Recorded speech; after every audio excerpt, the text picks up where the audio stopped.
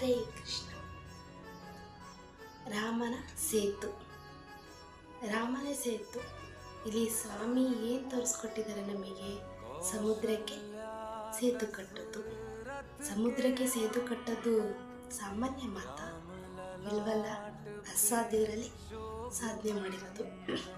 ಸ್ವಾಮಿ ನಮಗೆ ಏನು ಹೇಳ್ತಾ ಇರೋದು? ಅದೇ ಥರನೇ ನಾವಿರೋದು ಕೂಡ ಪಾಪ ಸಮುದ್ರದಲ್ಲೇ.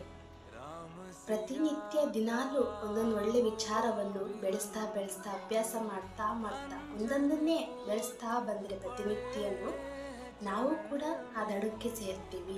ನಾವು ಪುಣ್ಯವಂತರಾಗ್ತೀವಿ, ನಾವು ಉತ್ತಮ ಮನುಷ್ಯರಾಗ್ತೀವಿ. ಅದುವೇ ಸ್ವಾಮಿ ನಮಗೆ ಹೇಳ್ಕೊಟ್ಟಿರೋದು. ಉತ್ತಮವಾದ ಗುಣವನ್ನು ಬೆಳೆಸ್ಕೊಳ್ಬೇಕು, ಉತ್ತಮವರಾಗೋಣ. ಜೈ ಶ್ರೀರಾಮ್.